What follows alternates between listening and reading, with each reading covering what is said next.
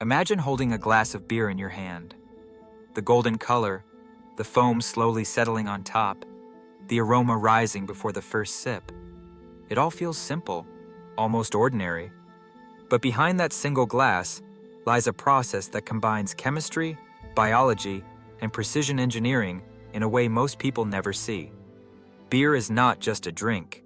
It is the result of controlled transformations happening at the molecular level, where raw agricultural ingredients are converted into a complex and balanced beverage.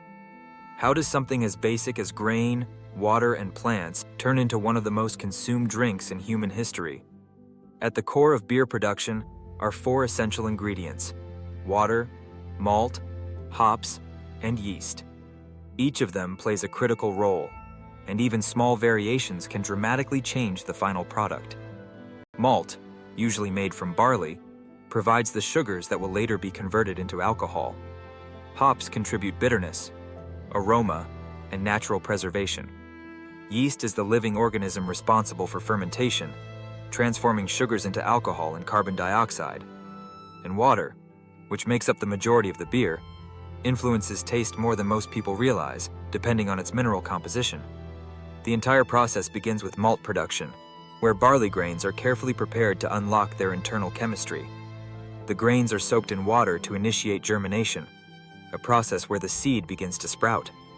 During this stage, enzymes are activated inside the grain, which will later break down complex starches into simpler sugars. Once the desired level of germination is reached, the process is stopped by drying the grains in controlled conditions, creating malt.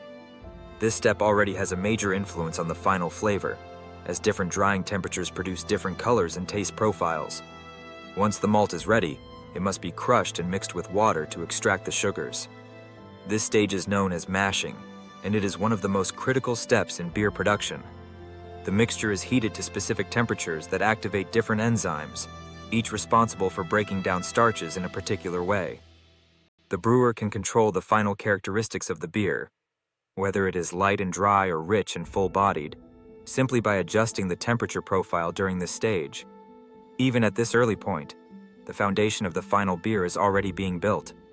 Every decision, from the type of malt to the exact temperature of the mash, shapes the flavor, texture, and alcohol content of the finished product.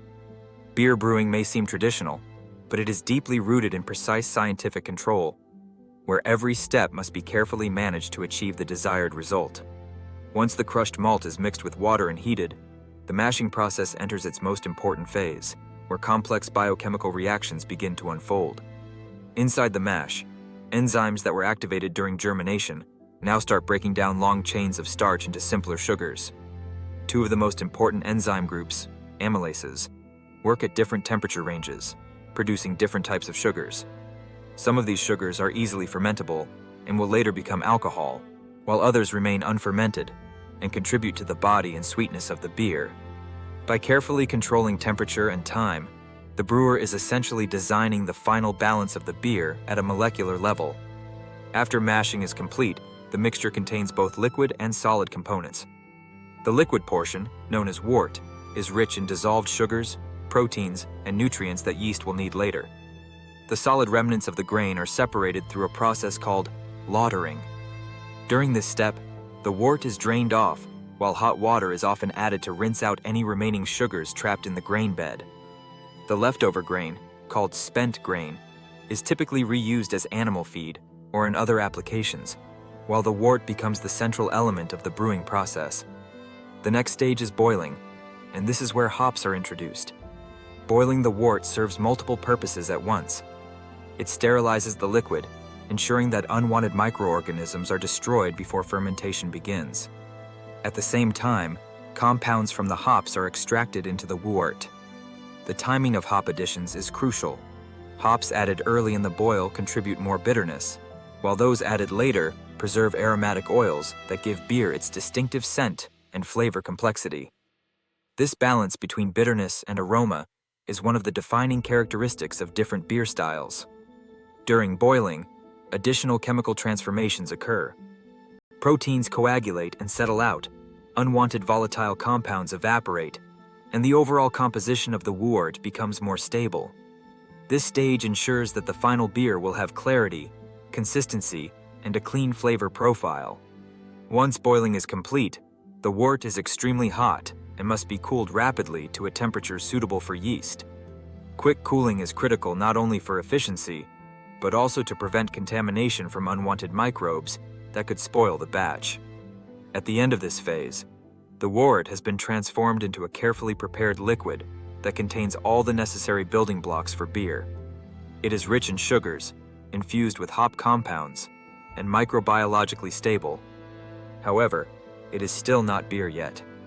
The transformation into an alcoholic beverage only begins when yeast is introduced, triggering the next and most dynamic stage of the entire process. Once the wort has been cooled to the correct temperature, the most transformative stage of beer production begins: fermentation. This is the moment when the process shifts from chemistry into biology, as yeast is introduced into the liquid. Yeast is not just an ingredient, it is a living organism that actively consumes the sugars present in the wort. As it feeds, it converts those sugars into alcohol and carbon dioxide, fundamentally changing the nature of the liquid. What was once a sweet, non-alcoholic wort now begins its transition into beer. There are different types of yeast, and each one produces distinct results. Lager yeast, also known as bottom fermenting yeast, operates at lower temperatures and produces clean, crisp flavors with minimal byproducts. Ale yeast, on the other hand, works at higher temperatures and creates more complex flavor profiles, often producing fruity or spicy notes through compounds called esters. The choice of yeast is one of the most defining decisions in brewing, as it directly influences aroma, taste, and overall character. During fermentation, the environment must be carefully controlled. Temperature, oxygen levels, and yeast health all play critical roles in determining how efficiently fermentation proceeds and what flavors develop. If the temperature is too high, unwanted flavors may form. If it is too low, fermentation may slow down or stop prematurely. Brewers monitor this phase closely because even small variations can have a noticeable impact on the final product. As fermentation progresses, carbon dioxide is released, often creating visible bubbling or pressure buildup in fermentation vessels. At the same time, a range of secondary compounds is produced, including alcohols, esters, and other flavor-active molecules. These compounds are responsible for the unique taste profiles associated with different beer styles. Fermentation is not just about producing alcohol, it is about creating a balanced and complex flavor structure. Once the primary fermentation is complete, the beer is still not finished. It enters a conditioning or maturation phase, where flavors stabilize and unwanted compounds are reduced. During this time, yeast slowly settles out of the liquid, and the beer becomes smoother and more refined. For some styles, especially lagers, this maturation period can last several weeks or even months, allowing the beer to develop its final clarity and taste. After fermentation and maturation, the beer has reached a stage where it is very close to the final product, but it still requires refinement before it can be packaged and distributed. At this point, brewers focus on clarity, stability, and consistency, ensuring that every batch meets the expected standard. One of the most common processes used here is filtration, where remaining yeast cells and microscopic particles are removed from the liquid. This results in a clear beer with a clean visual appearance, although some styles intentionally skip filtration to preserve a fuller body and more natural character. Another important step is stabilization, which may include pasteurization. During pasteurization, the beer is briefly heated to eliminate any remaining microorganisms that could cause spoilage over time. This significantly extends shelf life and makes the beer more stable during storage and transportation. However, this process must be carefully controlled, as excessive heat can subtly alter flavor. For this reason, some craft breweries avoid pasteurization and instead rely on strict hygiene and fresh distribution. Carbonation is also a critical part of this stage. While some carbon dioxide is naturally produced during fermentation, its level is often adjusted to achieve the desired mouthfeel and sensory experience. The amount of dissolved CO2 affects not only how the beer feels on the palate, but also how aromas are released when it is poured. A well-carbonated beer enhances flavor perception, while improper carbonation can make the beer feel flat or overly sharp. Once these adjustments are complete, the beer is ready for packaging. It can be transferred into bottles, cans, or kegs, depending on how it will be distributed and consumed. This process must be carried out in controlled conditions to prevent oxidation, which can degrade flavor, and contamination, which can spoil the beer. Modern filling systems are designed to minimize contact with air, preserving freshness and ensuring that the beer tastes as intended when it reaches the consumer. At this stage, the beer is technically finished from a production standpoint, but its journey is not over. What happens next, how it is stored, transported, and handled, will determine whether all the effort invested during brewing is preserved or lost before it reaches the glass. Once the beer has been packaged, it enters a phase that is often overlooked, but absolutely critical to the final quality: distribution and storage.